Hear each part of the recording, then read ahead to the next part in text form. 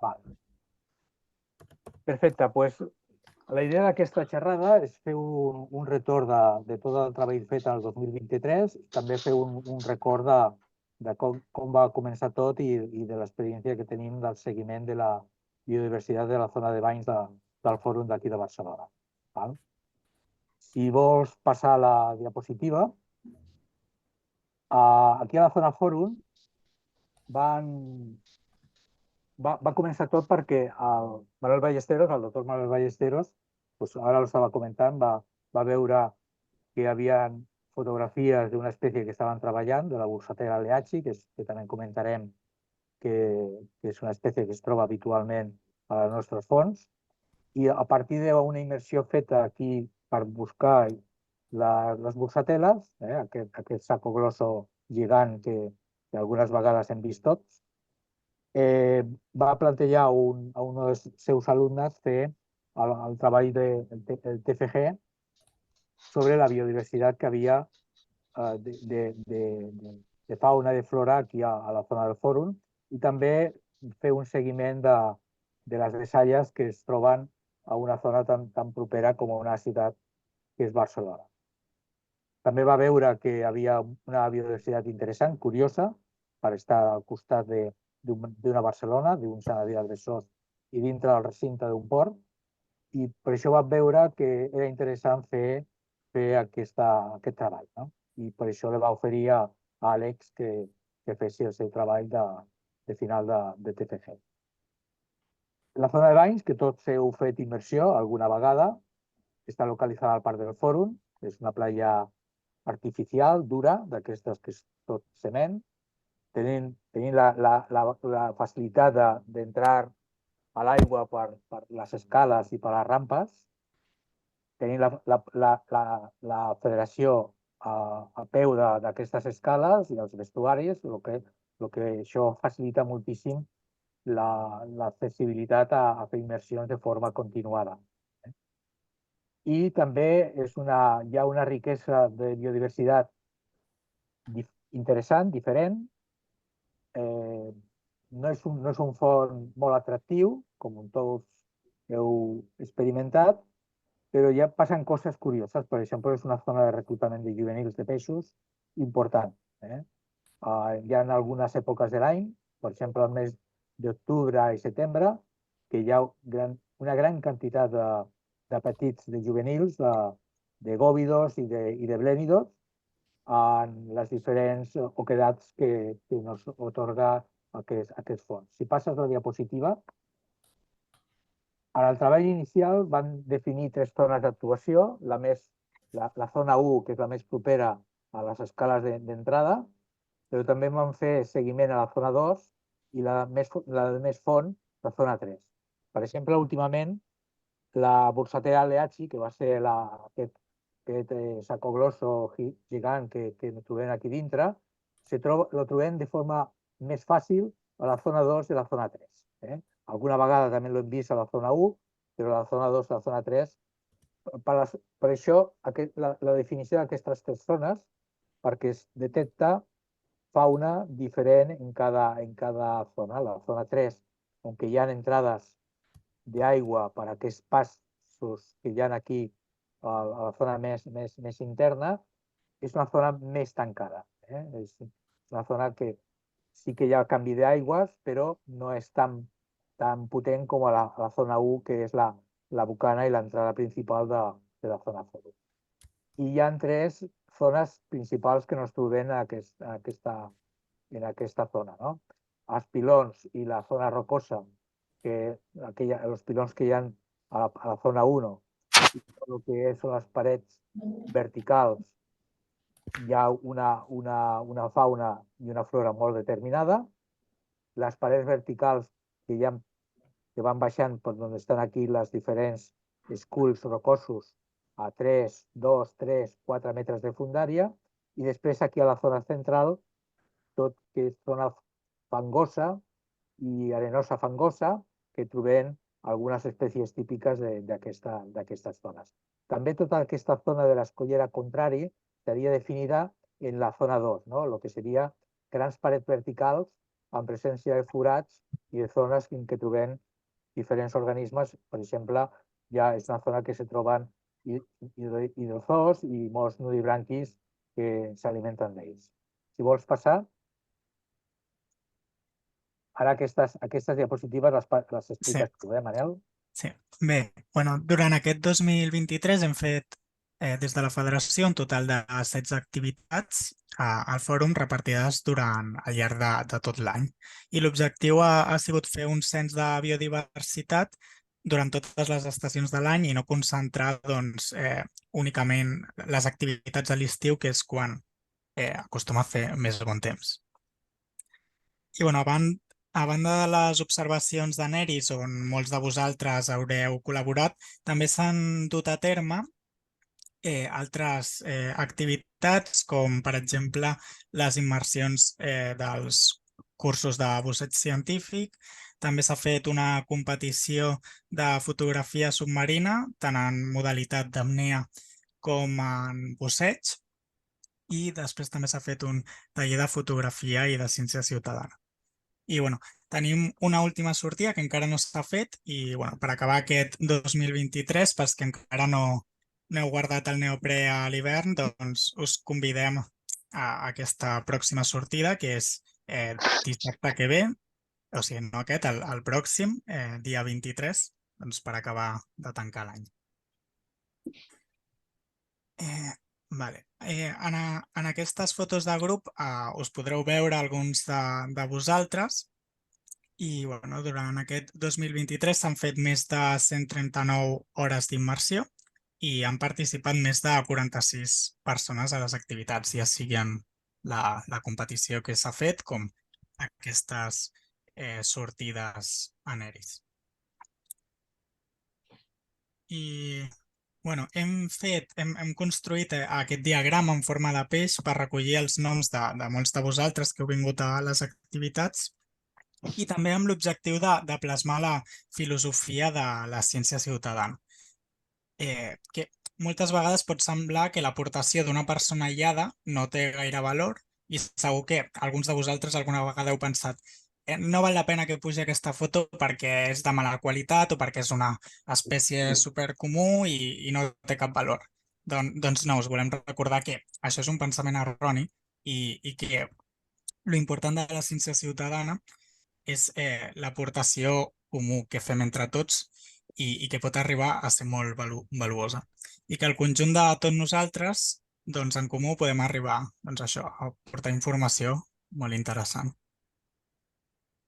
I pels que encara no formeu part dels grups de WhatsApp, us recordem que disposem d'aquests dos canals de difusió des de la federació, un grup més general de NERIS on publiquem totes les notícies relatives a xerrades, sortides i activitats que fem, i després un grup més específic per aquest punt d'observació que és el fòrum. Bé, pel que fa a les observacions, durant aquest 2023, en el projecte obert de Minca, relatiu a aquesta zona de banys del fòrum, s'han comptabilitzat més de 6.400 observacions, que són més del doble d'observacions que es van reportar l'any passat i més de la meitat d'observacions totals que hi han pujades a la plataforma de l'històric d'observacions. Pel que fa a les espècies, doncs aquest any s'han comptabilitzat 440 espècies, que ja són 60 espècies més que l'any passat. I altres números a destacar d'aquest any és que han vingut més de 58 persones al fòrum a pujar observacions, ja sigui a través de les nostres activitats o per lliure, per snorkel o a partir d'altres entitats. Val. Ara explicarem de totes aquestes observacions que hem fet entre tots. No són observacions que queden només en una base de dades, sinó que donen la possibilitat que es puguin fer treballs d'investigació, treballs científics. Jo aquí he posat, ara passarem una sèrie de diapositives que expliquen alguns dels treballs publicats després després de recollir moltes de les observacions històriques que hem fet. Aquests treballs estan publicats en revistes científiques, alguna d'ells. Alguna és un treball també de final de grau. Vam fer un treball d'algues bentòniques marines de la ciutat de Barcelona i vam fer diferents prospeccions a la zona Fòrum. Se va fer aquest treball sobre los heterobranquios. Se van identificar més de 73 espècies diferents a la zona Fòrum i ho vam fer a l'any, si no recordo malament, 2018, si no recordo, el 2020 es va publicar. I des d'aquesta publicació fins ara ja s'ha incorporat alguna espècie més que s'ha trobat. I d'aquest treball de TFG que inicialment se van començar l'any 2017, que van estar fent immersions mensuals fins a principi del 2020, se va fer una monografia, se va recollir tota la informació se va fer una monografia que es va publicar a la Institució Catalana d'Història Natural. I aquesta publicació, Manuel Ballesteros la va pujar a un repositori de publicacions científiques internacional i precisament ahir comentava que és una publicació revisada o vista per més de 600 científics de tot el món, referenciada en altres publicacions científiques en dues vegades i mencionada també 2 o 3 vegades més. Què vull explicar en això? Que tot aquest treball de recollida de fotografies mitjançant la ciència ciutadana, mitjançant tot el treball de voluntariat, se plasma en treballs científics, pot plasmar en treballs científics d'aquells nivells que estan tenint una dimensió més enllà de només fer la immersió i fent les fotografies. Si vols passar a la següent diapositiva, Manel. També aquest any 2023 s'han detectat algunes espècies interessants. Per exemple, aquesta alga, que és una alga invasora o al·lòctona, és una alga vermella que no s'havia detectat a la costa catalana fins a aquest mes de maig. La primera vegada que es va fer una fotografia va ser en el Fòrum. Curiosament, aquesta alga després s'ha començat a veure en altres llocs de la costa catalana. És una alga que estava molt estendida per tota la part mediterrània, de la part sud de Mediterrània i les Illes Balears, i no s'havia detectat aquí a Catalunya. I al mes de maig, en una immersió que havia d'una sortida planificada de les que està catalogada dintre de les que ens havíem planificat, va sortir aquesta alga. Vam fer la fotografia, no tant pensant que era l'Asparagopsis taxiformis, sinó que era l'Asparagopsis armata, que és la típica que tenien a la costa catalana nord, i ha baixat fins aquí a la zona de Barcelona. Aquesta fotografia la va identificar, la va veure un científic, el Boris Weisman, i me va trucar i m'ha dit: Guillermo, jo diria que no és l'armata. Aleshores van començar a passejar-la, les fotos, per diferents científics especialitzats en algues invasores o al·lòctones, i nos van confirmar que era l'Asparagopsis taxiformis, que era la primera vegada que es feia una fotografia, es publicava i es manifestava de forma social la seva presència. Curiosament, després d'aquesta immersió, al cap d'un mes vam fer una immersió a Tarragona, i quan ja tens identificada un organisme, que és el que ens està passant a molts de nosaltres, que ara, quan comencem a fer fotografies i comencem a saber més del que estem veient, identifiques coses. La van trobar al Port de Tarragona. Al Port de Tarragona van trobar també algunes mates que estaven. Segurament va ser abans al Port de Tarragona que a la zona Fòrum, perquè va vindre segurament de la part sud de la Mediterrània. però bueno, no teníem els ulls adaptats a observar aquest organisme. Si vols passar, últimament l'hem trobat també ja a les Illes Medes, al mes de setembre-octubre, vam fer unes inversions del curso de buceo científico de l'últim que hem fet i van trobar bastants mates a la zona de Medes. Aleshores ja està fent una expansió aquesta alga invasora. Van sortir diferents articles a la premsa explicant que s'havia trobat per primera vegada i que, bueno, sabia que des de la ciència ciutadana havien tingut la possibilitat de donar aquesta informació perquè els científics la catalogaren i podien fer el seu seguiment al llarg de tota la costa. Val? Si vols passar, altres organismes que han sortit en publicacions científiques que s'han trobat aquí a la zona de Banys del Fòrum és aquest nudibranqui. És un nudibranqui que viu habitualment sota pedres, en zones amb poca llum.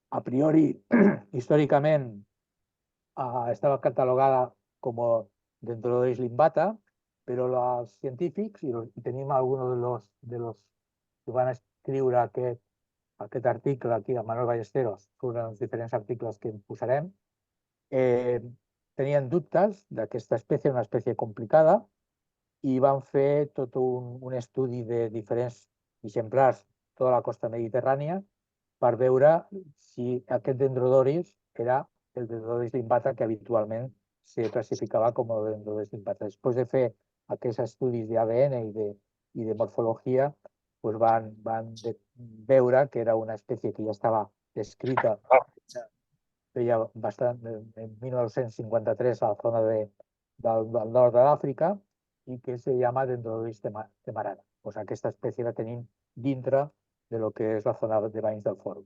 Si vols passar... Guillermo, perdona un momento. Sí? Puc fer un petit incís sobre aquesta tant. espècie? Si us interessa la història d'aquesta Dendrodoris temarana, a la plana web que tenim el Miquel Pontes i jo, Bimar Vida Marina, hi ha un article divulgatiu sobre la història final d'aquesta espècie que pel qui estigui interessat en aquests nudibranquis, en aquesta espècie, és molt curiosa la història. Només volia dir això. Molt bé. Després, un altre article que ha sortit con exemplars i con estudis d'exemplars detectats aquí a la zona Fòrum, que és la Plixia puntata, la libre de mar, que és aquest pterobranquio, que havia de dubte si podien ser dues espècies perquè havien dos exemplars con una morfologia i uns colors diferents. Van fer també un estudi d'ADN, van veure que era la mateixa espècie. Aleshores, el que en molts llocs estaven parlant que podia ser Aplysia pàrvula, doncs realment és Aplysia puntata, i el que el científic, la conclusió que ha tret és de que en funció de l'alimentació que té aquest mol·lusc, la coloració canvia. S'alimenta majoritàriament de dues espècies d'algues. Una està molt present a la zona Fòrum, que és el Proclamion, i l'altra és la Sphaerococcus coronopifolius, que és més típica de zones més obertes. Si vols passar. I el que Manol al principi ha comentat, havia una persona que col·laborava amb ell, el Darío Córdoba, que estava treballant a la Bursatela i que també és a l'origen de tot aquest treball més global que s'ha fet aquí de forma històrica a la zona de banys del Fòrum. No? La Bursatela és un organisme, una llebre de mar invasora, que se troba molt còmoda en zones tancades, de poca fundària, que té un tamany de 10 a 20 centímetres, amb aquesta coloració grisa, que se camufla molt bé al fons, precisament de la zona del Fòrum, que té uns fons molt grisos, no?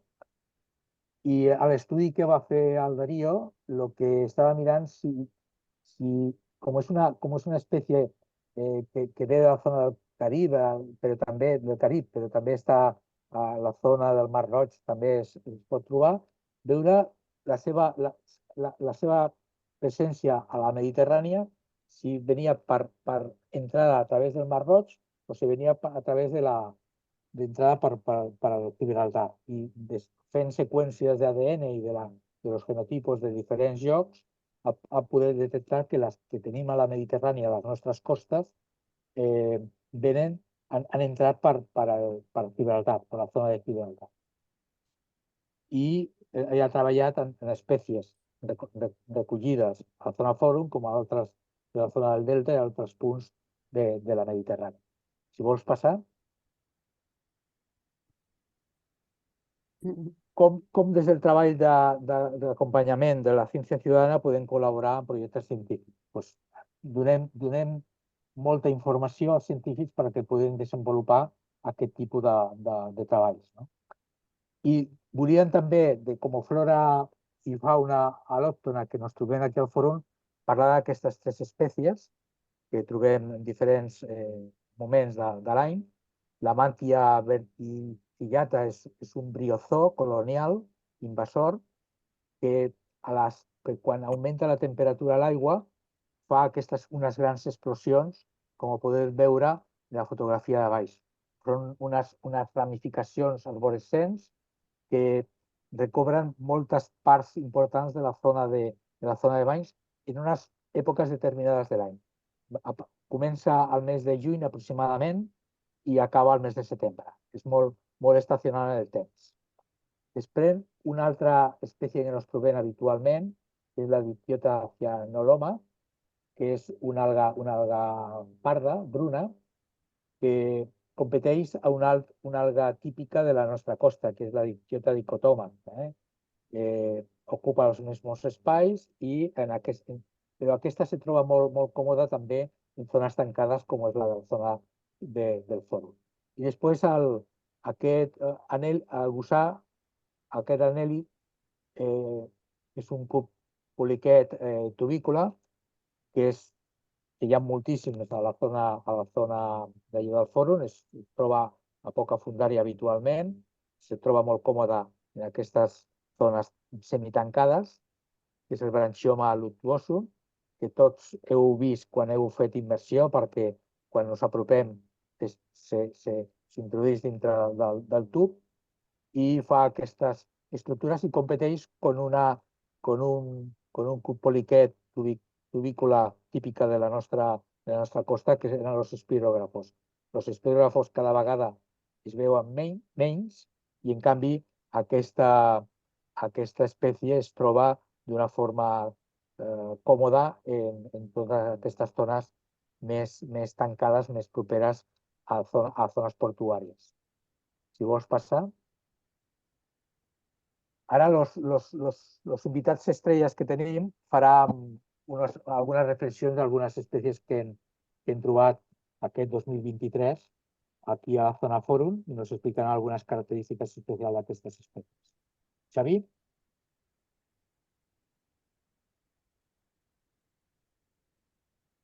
Hola, Xavi. Estic mutejat, perdó. No me n'havia donat compte. Perdona. Doncs res, cap problema. Començarem amb peixos, començarem amb una miqueta més raros i després anirem a espècies més comuns. Per exemple, el primer que tenim aquí a l'esquerra seria el mero reial, l'Epinophilus costae, que aquest mero és sobretot molt més abundant amb aigües càlides, no? I, de fet, dintre del registre que tenim d'espècies aquí a Barcelona, aquest va ser el primer registre dins de la plataforma Mica, que la va fer l'Òscar Comelles i, de fet, tot i que van entrar 10 o 12 persones aquell dia a l'aigua, va ser l'única persona que la va veure. No? Com comenta en Manel, per exemple, doncs, moltes vegades allò que veiem, perquè ho haguem vist nosaltres, doncs no vol dir que ho hagi vist tothom, no? Sinó que aquest peix has d'estar en el lloc i en el punt adequat per poder-lo veure i fer-li la foto, perquè a part després normalment s'amaga ràpid, perquè lògicament els humans no són molt amigables, o alguns, amb ells. Un altre, per exemple, tenim el cavallet de mar, Aquest any s'han vist diverses observacions de cavallets de mar, en aquest cas és Hippocampus gutulatus, però a dins de les piscines del fòrum hi han registrat les dues espècies, tant gutulatus com Hippocampus hippocampus, que seria el de nas xato, i de fet, encara que sembli mentida, no només a les piscines del fòrum, sinó a la resta del litoral de Barcelona, aquest any s'han registrat bastants de cavallets de mar, per tant, tot i que pugui semblar una espècie que és rara i així, és una espècie que està present a Barcelona, que moltes vegades, potser si no es veu més, és perquè no es va a l'aigua o no es busca, i que en el fòrum realment té un hàbitat perfecte per amagar-se entremig de petites algues i així, entremig d'esquerdes. Per tant, és possible que n'hi hagi més dels que ens imaginem, però cal estar en el lloc i veure. Si pots passar, Manel, per fi.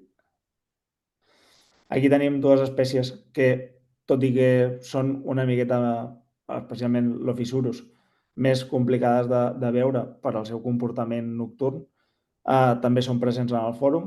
El Labrus merula, que seria el tord negre, el tenim present en el fòrum, tot i que és una espècie que normalment la veiem molt vinculada a fons de Posidònia, també està en fons rocosos amb algues i el fòrum no n'és una excepció, llavors podem arribar a veure exemplars grossos. Pràcticament es poden arribar a veure exemplars que medeixen pràcticament 40 centímetres, és a dir, adults passejant entremig de les pedres. I, de fet, aquí en el fòrum, en dies de mala visibilitat, molta gent, quan veu un peix així gros, diu, un mero! I moltes vegades és un Labrus merula que s'està passejant per entremig de les pedres i de les algues passant camuflat. Pel que fa a la serp de sorra, com us he comentat, és una espècie nocturna que de dia rarament es deixa acostar, de seguida tira el morro cap enrere i només veiem la punteta del nas sortint de la sorra, però encara que sembli una espècie petiteta, no? Que puguem veure un cap que no fa més d'un pam, si el veiéssiu fora de la sorra pot fer fàcilment més de 2,5 metres de llarg.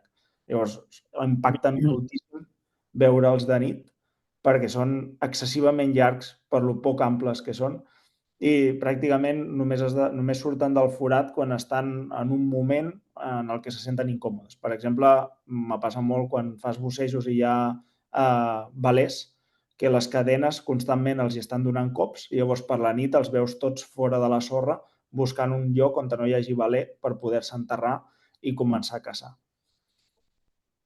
La següent, Manel, per fi. I aquí tenim les dues estrelles del fòrum. Crec que ningú que s'hagi triat al fòrum, o pràcticament a la costa catalana, no les ha vist. A l'esquerra tindríem la babosa de plomall, que seria el Parablenus pilicornis, una de les espècies que més mal de caps porta la gent identificar, perquè té quatre varietats de coloració, inclús podríem dir-ne 5. Pot ser de color groc, pot ser de color blanc amb una línia negra, el que fa que se confongui amb Parablenus roxy, pot ser d'aquesta coloració així jaspiada o pot ser inclús completament negre. El que pel nom la gent es pensa que és Gobius niger, no? Perquè el nom vol dir negre, però no, els Parablenius només tenen una sola dorsal i no tenen escames, tenen tentacles supraoculars, per tant, tenen caràcters distintius que els difereixen.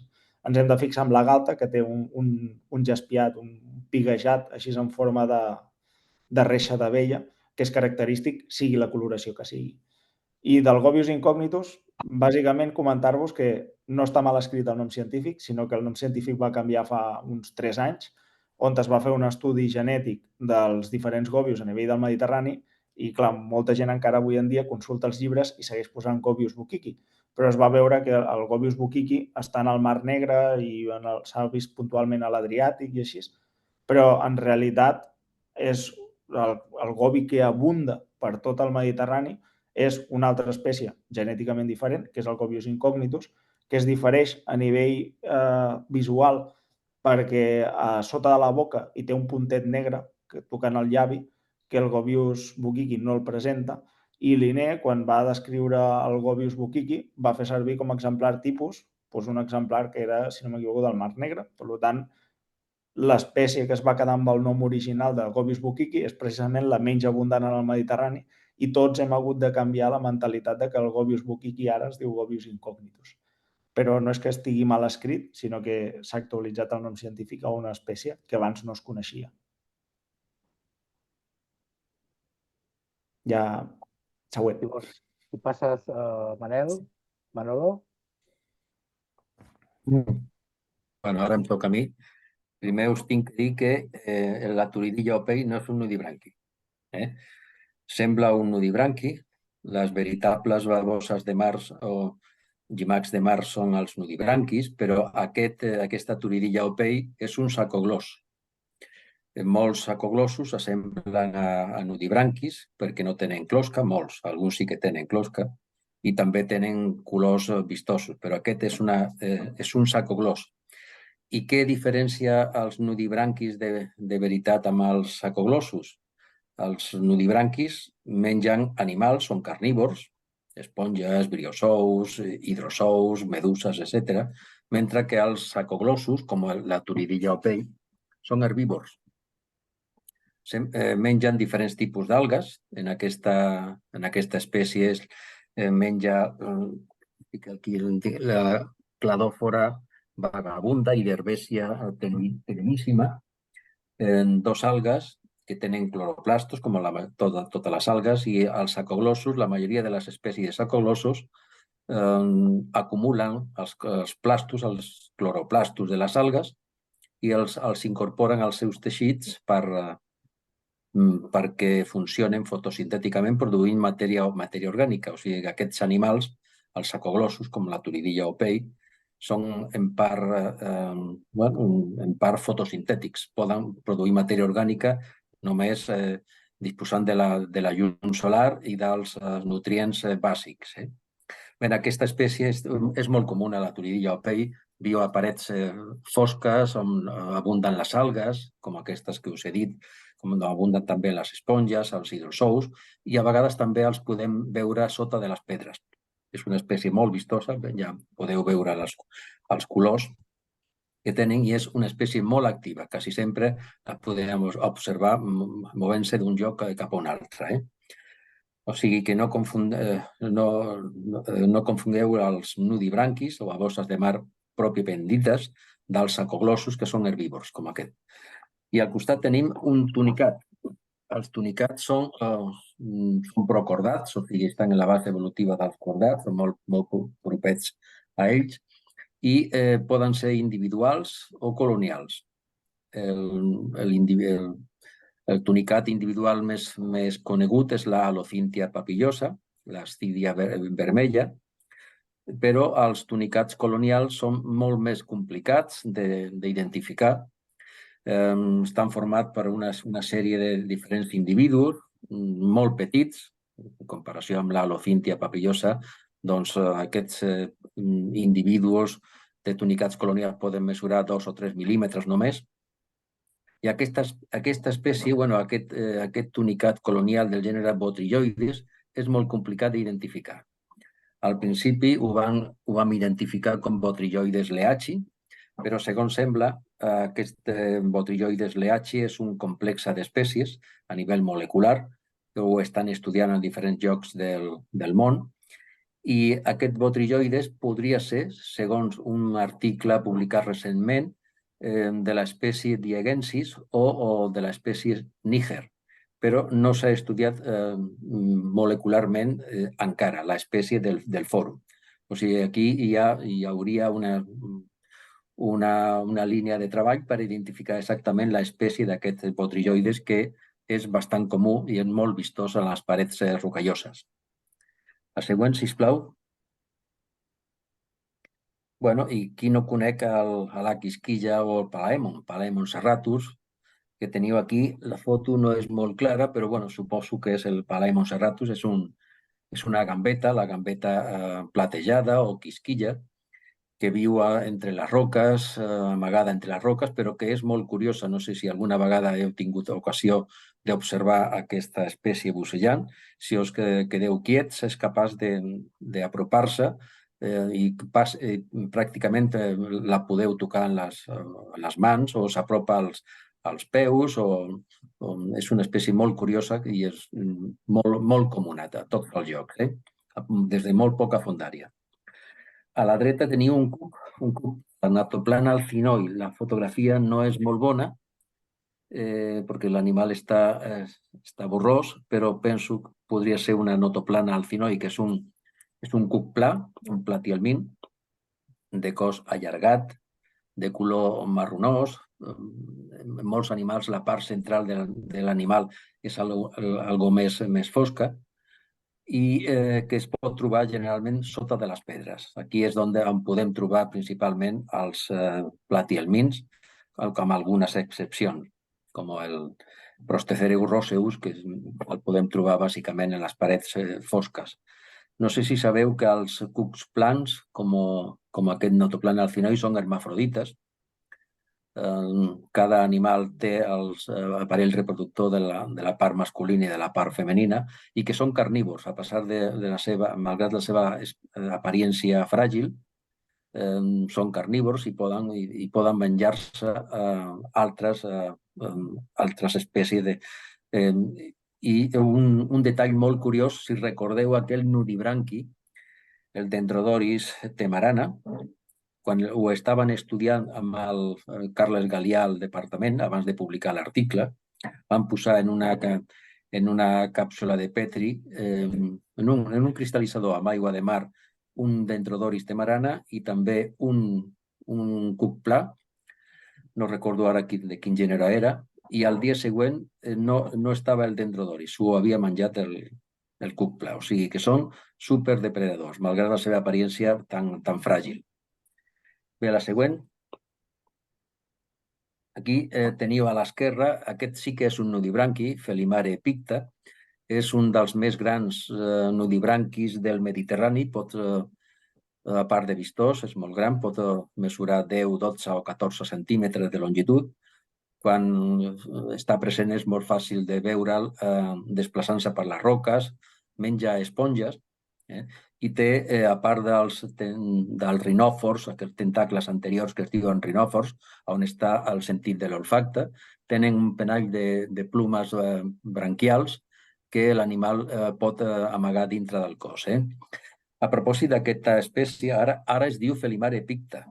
Jo vaig fer la meva tesi en nudibranquis ja fa bastants anys, bastants dècades, i quan jo vaig estudiar aquest animal es deia, tinc aquí la pantalla de la dreta, tota la llista de sinonímies d'aquesta espècie, jo el vaig conèixer com Glossodoris valencienensis.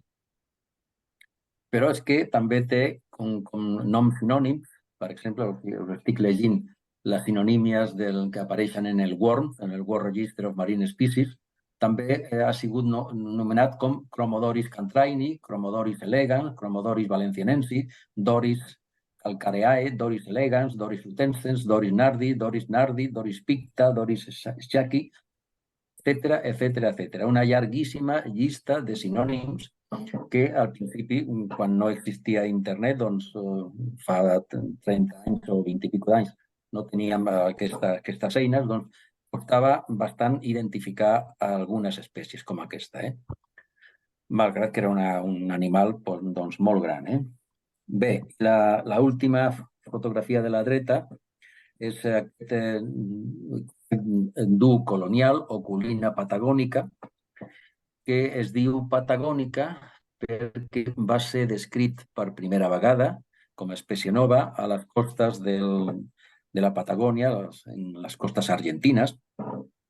També és una espècie colonial que forma colònies no molt grans, d'uns quants centímetres o decímetres de diàmetre, colònies planes, generalment, de color verd, groc, entre verd i groc, i resulta que, a part, també ha sigut descrita al Carib, i resulta que en l'actualitat n'hi ha més dades d'aquesta espècie en el Mediterrani, tant a la conca oriental com occidental, que a altres llocs. O sigui que no se sap exactament si aquesta espècie oculina patagònica és una espècie al·lòctona del Mediterrani, sembla que sí, però existiria un dubte raonable si és al·lòctona. Bé, això és el que jo us tinc que dir. Penso que no n'hi ha més. Ara li toca al Miquel Pontes, penso parlar d'algunes espècies més. Hola, moltes gràcies, Manuel. Jo en principi us explicaré una mica algunes curiositats sobre els animals que veieu aquí en les imatges I començarem per la foto de l'esquerra, que és la sípia, Sepia officinalis, que aquesta, una de les característiques més curioses que té és la capacitat que té de camuflatge. És un camuflatge molt sofisticat, perquè té l'habilitat de canviar de color i la textura de la pell per mimetitzar-se amb el seu entorn, cosa que li permet caçar preses o evitar que els seus depredadors la trobin, perquè és capaç de semblar com la sorra on es pot enterrar, etc. Llavors també utilitza els canvis de color i la textura de la pell com a part de la seva comunicació. És a dir, quan es troben dos sèpies, solen ser animals una mica territorials, poden canviar el color de la pell per indicar-li coses a l'altra sípia. Poden expressar emocions, és a dir, si estan enfadats, si tenen por. També la seva disposició a aparellar-se o advertir-ne altres exemplars de possibles amenaces. És a dir, que entren els bussejadors a l'aigua, doncs igual es comuniquen d'alguna manera semblant. Una altra característica que tenen també és la tinta, la famosa tinta de les sípies, que normalment fan servir quan volen escapar-se. El que fan és que alliberen un núvol de tinta, que és de color fosc, de color negre, l'alliberen a l'aigua i això confon els depredadors. Si tu la vas seguint i veus un núvol de tinta i ja no veus on s'ha ficat, doncs perds el rastre de l'animal. Però no només això, la tinta de la sípia també conté substàncies irritants, és a dir, que fa que el possible depredador ja no es trobi a gust respirant, perquè penseu que aquesta tinta està barrejada en l'aigua i també, si és un peix, està respirant a l'aigua amb aquesta tinta. Llavors això també, com que l'animal se't troba incòmode, ja també és més oportunitats d'escapar per la sípia. I per últim, també una altra característica que no sé si sabíeu és que les sípies són dels invertebrats més intel·ligents. Són capaços d'aprendre i recordar informació. I algunes espècies han demostrat habilitats per resoldre problemes i aprendre en base a l'experiència. Ara anem per la gambeta nocturna del gènere Processa, que tenim aquí a la dreta. Una característica que tenen la major part de les gambes, no només aquesta espècie ni d'aquest grup, és que són de comportament nocturn. O sigui, les gambes així que estan lligades al fons, les que són bentòniques, solen ser més actives durant la nit. Llavors, per què ho fan? Primer perquè els seus depredadors estiguin dormint. O sigui, als peixos els agraden molt les gambes. Però de nit, si els peixos dormen, o molts peixos dormen, llavors tenen més oportunitats de sobreviure sent actives de nit. I també tenen adaptacions que permeten que puguin caçar i alimentar-se en entorns on hi ha poca llum. Només tenen potser la llum de la lluna, de les estrelles o cap il·luminació. Quines adaptacions serien aquestes? Doncs una adaptació que tenen és la morfologia ocular, és a dir, el tamany dels ulls en relació a la mida del seu cos. Una de les espècies, per exemple, d'aquest gènere que hem retratat aquí seria, per exemple, la Processa macrophthalma, que suggereix pel seu nom llatí. El nom llatí dels animals sempre habitualment parla de com són aquests animals, doncs indica que té els ulls grans, perquè diu macro, que vol dir gran, i oftalma, que significa ulls en grec. Llavors, és la gamba d'ulls grans. Llavors, això, quan tens els ulls grans i vius de nit, aquests ulls grans et faciliten que puguis veure coses amb poca llum. I llavors permet caçar o alimentar-se, com comentàvem. Una altra característica també tenen aquests crustacis petits i és que viuen, seria el tema aquest de la muda, no? És a dir, tenen un exoesquelet extern que és rígid, per tant, quan l'animal va creixent, perquè es va fent gran, a base d'alimentar-se i de viure a temps, resulta que ja no hi cap a la closca, que la closca és rígida, encara que sigui articulada, però té una mida determinada. Llavors, de tant en tant, tenen un procés que es diu la muda, que el que fan és desfer-se d'aquest esquelet extern que els encotilla i llavors fan que surten d'aquest esquelet, s'escapen així per unes escletxes, ja tenen un mecanisme que funciona així, i llavors en secreten un esquelet nou, però que al principi és tou. I llavors, a mesura que va passant unes quantes hores, es va endurint i fins que l'animal torna a ser un animal protegit per un exoesquelet rígid. Però durant un temps és tou. Amb aquest temps, si l'animal és més gran, aquest exoesquelet que està segregant de nou, resulta que és una miqueta més gran i llavors l'animal pot viure còmodament. Mentre està fent la muda, els animals aquests són vulnerables, per tant, costa més de trobar-los. Pots passar la diapositiva, sisplau? Gràcies. Llavors aquí tenim l'espirògraf, que és la foto de l'esquerra, que és un cuc, un poliquet, bentònic i sèssil, vol dir que està lligat al fons, no es pot moure, d'allà on neix, doncs allà es queda.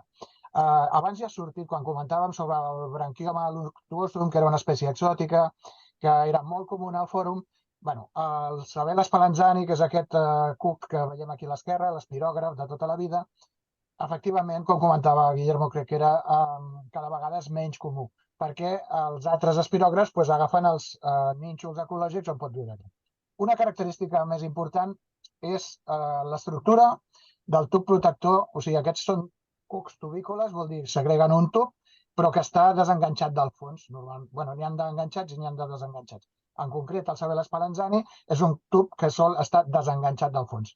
I aquest tub està fet amb una barreja de moc que genera el propi cuc, que viu dintre, o sigui, ell va segregant una substància que es va endurint amb l'aigua i normalment es barreja també amb detritus que troba pel fons, una mica granets de sorra, etc. Llavors això va fent una estructura relativament rígida, és una mica flexible però relativament rígida, i dintre el cuc s'amaga, és on viu. Llavors, el cuc per alimentar-se el que fa és treure aquest penatge que veiem aquí, que el que fa és estendre'l i llavors capturar partícules de plàncton que floten a l'aigua i llavors de tant en tant les recull i s'alimenta amb elles.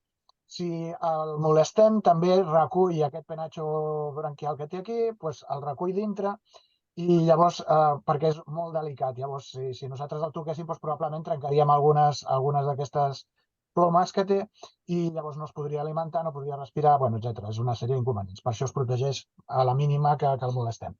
Sobre la dreta tenim, és una foto on surten dos nudibranquis de l'espècie Bergia verrucicornis i llavors aquí unes característiques que tenen curioses, per exemple, és unes característiques comunes a tots els nudibranquis i és que en tema reproductiu són hermafrodites, vol dir que tenen simultàniament el sexe mascle i el sexe femella. La fecundació, quan es troben dos animals d'aquests, és creuada. Vol dir que tots dos inoculen material genètic dintre de l'altre. I tots dos ponen ous. És a dir, és una forma de maximitzar l'eficiència reproductiva. Són animals que són molt lents, són gairebé secs, només detecten llum i foscor, i tota la seva vida la fan en funció de l'olor, que la detecten pels rinòfors, que és aquesta mena d'antenetes que tenen sobre el cap, i pels tentacles, que és un altre sentit, que és el del tacte, que és que quan estan a prop d'alguna cosa que han olorat, a base del tacte acaben identificant allò que es troben al davant. És la seva forma de notar el món que els rodeja. Aquesta espècie sol trobar-se sota pedres a poca profunditat, per tant el fòrum és un lloc on és possible trobar-la, encara que és difícil de veure perquè són molt petits. S'alimenten d'unes petites anèmones infralapidícoles, que significa que viuen sota pedres, com seria la Sagartia lacerata o la Aitaciogeton ialinus. Són anèmones que costen molt de veure, però que ell, en base de l'olor, sap trobar-les i menjar-se-les.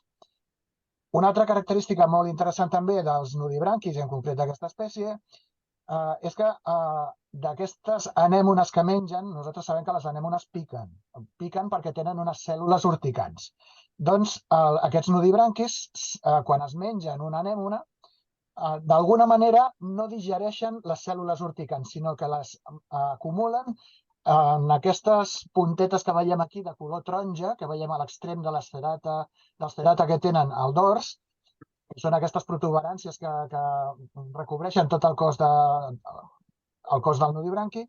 Llavors, als extrems de cada cera acumulen les cèl·lules urticants de les anèmones que menja. Per què ho fa? Doncs perquè, a veure, els animals, aquests els nudibranquis, són com els cargols marins, però que han perdut la closca. Evolutivament no tenen closca, per tant han desenvolupat estratègies de defensa molt novedoses, per dir-ho així. Són curioses perquè el que fan és, tu em molestes, jo et deixo anar unes quantes cèl·lules urticants d'això que menjo i que no aprofitaria, deixo anar les cèl·lules urticants, et piquen a tu, tu em deixes en pau.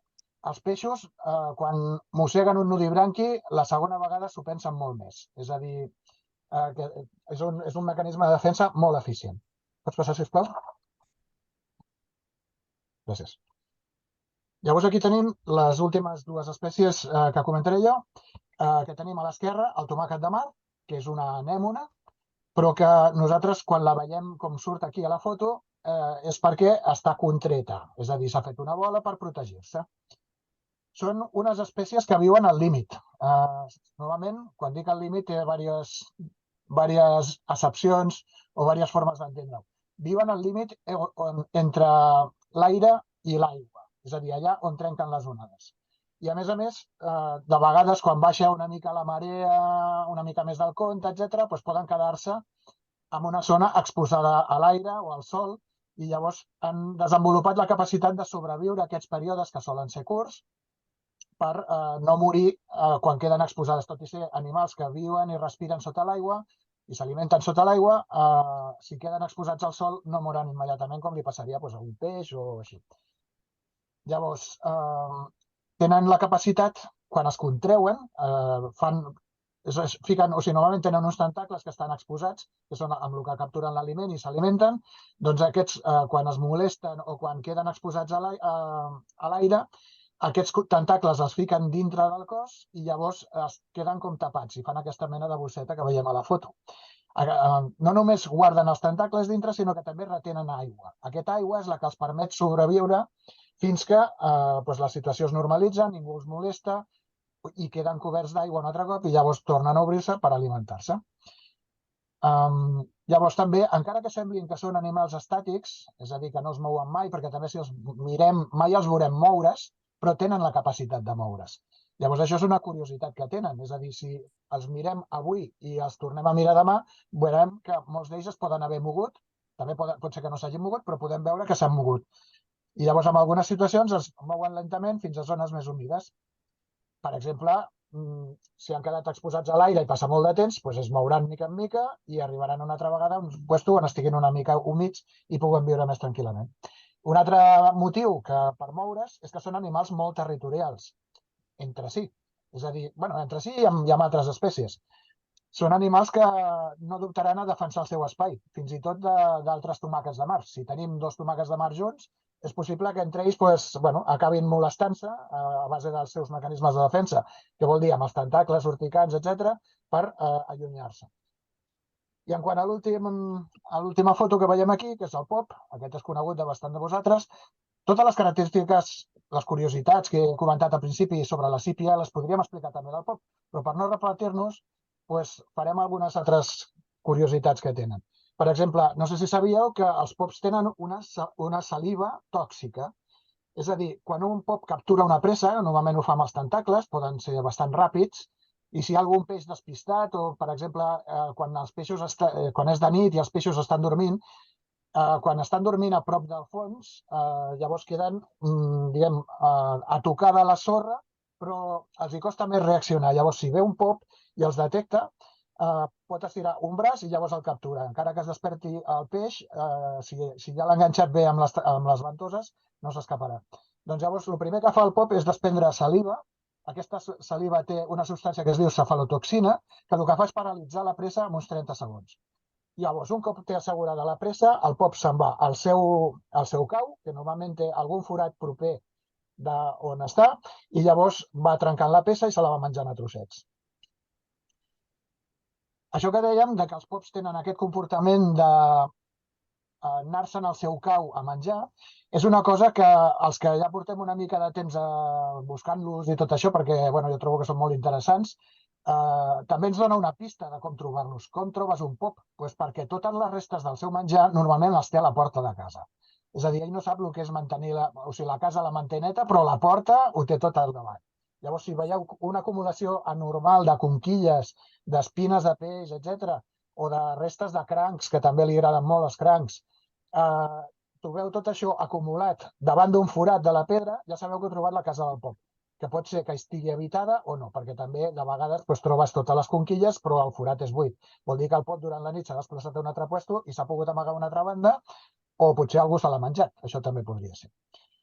No sé si sabíeu que aquest comportament de guardar totes aquestes conquilles a la porta de casa seva És el que va inspirar el grup de música de Beatles amb el títol de la cançó Octopus Garden, que va ser escrita per Ringo Starr i publicada a l'àlbum de 1962 a Abbey Road.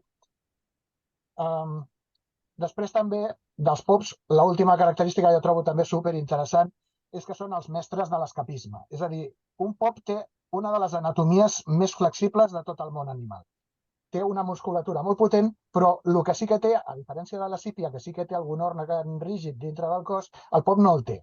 Per tant, com que no té òrgans rígids, pot ficar-se o escapar-se a través de forats molt petits. És a dir, si troba un forat amb una pedra, no sé què, que només, diríem, per aquí no pots passar perquè ets molt gran, bueno, s'ho fa de mica en mica, va ficant part del seu cos i acaba passant pel forat. Llavors, gairebé és una capacitat que tenen d'escapisme, perquè també si el fiquem dintre d'un pot, per exemple, tancat amb una rosca, és capaç d'obrir la rosca, allò que dèiem que són intel·ligents, és capaç d'obrir la rosca, destapar el pot i escapar-se del pot. Són difícils de tenir en captivitat per aquesta raó. Vinga, moltes gràcies. Gràcies. A tu, Miquel.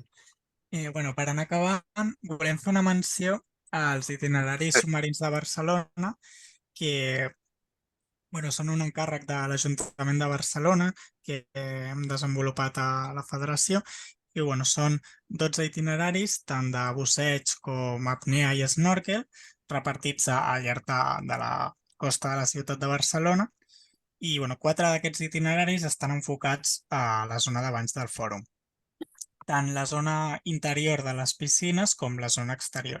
I us convidem a que, si encara no els heu vist, els hi feu una ullada perquè són molt interessants. Estan pujats a la pàgina web de la federació. Us podeu descarregar els itineraris que estan en PDF. També hi ha associada una llista d'espècies típiques que es poden trobar, de les més senzilles que es poden trobar aquí al front, al litoral de Barcelona. Guillermo, puc dir una cosa? Sí. No sé si està present encara Àlex Parera, estàs per aquí? Crec que sí. Sí, aquí estoy. Sí, és que jo volia dir el paper important que va tenir l'Àlex Parera al principi de tot això, de la biodiversitat del fòrum, perquè va fer el seu treball de fi de grau l'any 2017 o 18, no recordo, Àlex. Lo empezamos, el vam començar el 2017. 17, no? El 17 i el vam entregar el 19. Val. Jo volia preguntar-te, Àlex, què et va suposar per tu, per teu coneixement sobre biologia marina, aquest treball de TFG, si vols parlar. Va significar moltíssim. La veritat que va ser algo que... Primer de tot un repte, perquè vam començar només amb la bursatela i va representar un repte enorme. Ja tan sols per entrar al BIMAR, que em van posar el Miquel i el Manuel uns requisits importants d'aprendre amb molts nudibranquis, sacoglossos i de més per poder entrar a fer les sortides amb vosaltres a les medes i de més. I a part, després, tota la gran experiència d'identificar, parlar amb molts experts, parlar amb Jordi Rull de la universitat, moltíssims professors, amb la Creu Palacín, amb el... ara no me'n recordo, que també feia amb la Creu, que vam parlar dels picnogònidos, que de fet en la foto que sortia a la notoplana estava enfocadíssim perfecte un picnogònido allà que segurament seria la propera víctima. I va significar un repte molt important de molt de temps i de coordinació, que gràcies al Miquel va ser possible, d'investigació, que gràcies a tu, Manuel, també va ser possible, i de logística gràcies al Guillermo, que vau fer possible tot aquest. Del teu treball de fi de grau encara queden pendents la microfauna. Sí, queda pendent la microfauna, estudis genètics amb la, com es deia, la italiana, que van per parlar de la procedència del branquioma luctuosum d'anàlisis genètics. El que comentaves també, el botriloides, que si és Níger, si és Diagenensis, si és Leachi... Sí, van quedar encara molts temes pendents que, bueno, tant a tu com a mi ens van donar molts mals de cap i molts de dies també donant-li voltes a les coses i, bueno, va resultar, com ha dit el Guillermo, en articles i publicacions, tant en premsa com a nivell científic, en el ResearchGate, que abans d'entrar estava llegint a l'índex de 16.7, em sembla que deies, Manuel, de l'article. Sí. I bueno, no sé, obrir un camí molt important que, bueno, em fa molt de goig veure com continua cap endavant i mirar la vista enrere i dir, ostres, que ja han passat tants anys. I sobretot això va ser el repte de tantes espècies i aprenent d'alguns d'altres i ara conforme anàveu dient em venien flashes al cap del moment d'identificar cadascuna de les espècies, llibres, articles, especialistes. Va ser un repte molt fort, que a més, combinat amb la carrera i amb la feina, Me va ser n'alegro que una etapa... t'hagi suposat una gran experiència i a veure si te reenganxes. Sí, bueno, ara porto ja un temps que no puc ni anar a bussejar ni res. Primera, mala època econòmica amb tota la pandèmia i de més, i després les mans que m'estan passant mala factura. I ja el fet de carregar l'equip de busseig ja se'm fa un món. Sí. Doncs vinga, a veure si et cures. Sí, m'encantaria reenganxar-me el més aviat possible. La veritat que sí que et trobo molt a faltar el fer fotos i després fer els Excels pel Miquel. Molt bé. Bueno, molt bé. Sí, jo normalment quan se fan aquest tipus d'activitats, detrás, tal com ara explicava l'Àlex, hi ha tot un treball que no es veu, Los Excels, la classificació i ordenar les fotografies, classificar-les, posar-les bé. Hi ha una gran faena. Es un treball que no es veu. A ver qué fotografía ponemos. A ver qué fotografía se pone. Ya solo eso ya es un caos. Molt bé. Jo per acabar volia agrair primer de tots a los 3 participants que han vingut a ajudar-nos en aquesta presentació, també a l'Àlex per ser present a la reunió d'avui, però sobretot als voluntaris que han continuat fent aquesta tasca de seguiment que portem ja des del 2017 fins ara i continuarem el 2024 fent sortides i fent recollida d'informació. Avui dia tota aquesta informació s'està pujant a la plataforma Minca per tenir més recollida i el que farem properament és pujar moltes coses històriques que encara no estan pujades. Al principi el Manel parlava de que tenim pujades més de 10.000 observacions. Jo diria que hi ha més de 10.000 encara per pujar de diferents persones que han anat vingut aquí a la zona fòrum a fer sortides, a fer immersions. I això a poc anirem pujant tota aquesta informació. I també el que volia agrair és a entitats que han col·laborat amb nosaltres. En el 2023, en concret, a l'Ajuntament de Barcelona ens ha acompanyat en aquest projecte i tenint la complicitat d'ells, últimament hem parlat amb ells per aquesta zona que sigui una zona de no extracció de cap recurs marí, perquè en aquests moments es pot pescar en canya crec que és des de les 7 del matí, des que surt el sol fins a les 10 del matí. I després des de les 7 de la tarda fins que se va el sol, sobretot a l'època d'estiu. I hem parlat amb ells que és un punt molt interessant, és un punt que hi ha molta biodiversitat de peixos con una biomassa bastant interessant per la pequeña zona que és. Lo han entès i estan mirant com fer aquesta regulació de que no es pugui fer cap extracció en pesca en canya.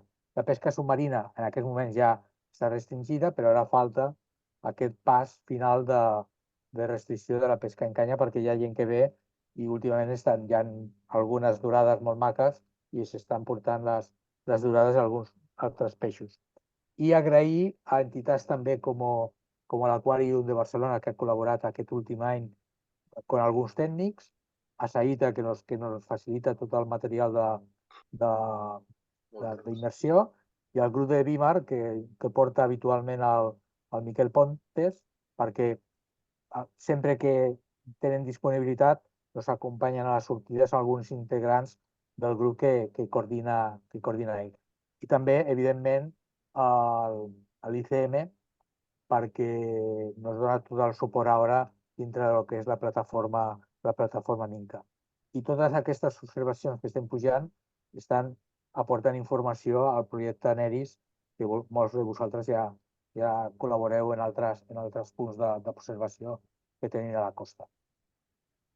I bueno, en aquesta diapositiva última de gràcies hi ha una petita cosa de color groc que posa pròxima sortida 23 del 12. Val? Hi ha 15 persones ja apuntades. Si teniu interès de vindre, apuntar-se, sisplau, perquè avui parlava en el Manel per tancar-lo a 20, tindrem que ampliar una miqueta, crec jo, ampliar alguna persona més, i jo crec que 25 persones podríem fer. Si esteu interessats, entrar les vostres dades.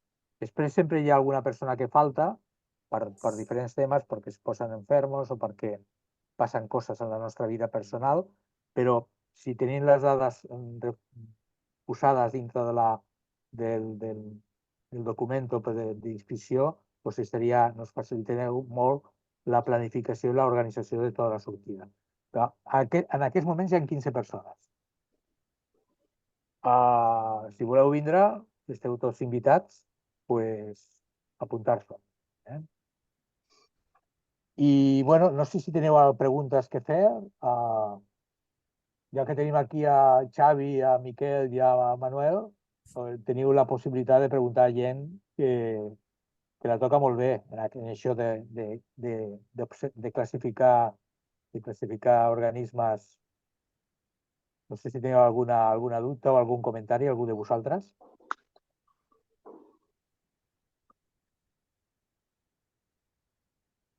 Pues si nadie se manifiesta, pues donem per tancada la reunió i, bueno, los que no nos veiem el dia 23, bones festes, bon Nadal, i si no, el dia 23 no veniu a la sortida, al gener segur que farem més sortides tant a la zona fòrum com a altres punts de la costa catalana. El projecte d'observació de ciència ciutadana des de la Federació, conjuntament amb els diferents partners que hem posat aquí, continuem treballant-lo al 2024. Moltes gràcies. Bueno, adeu a A tothom. vosaltres. Moltes gràcies, adeu. Adéu, moltes gràcies. Àlex, a veure si algun dia parlem. Àlex.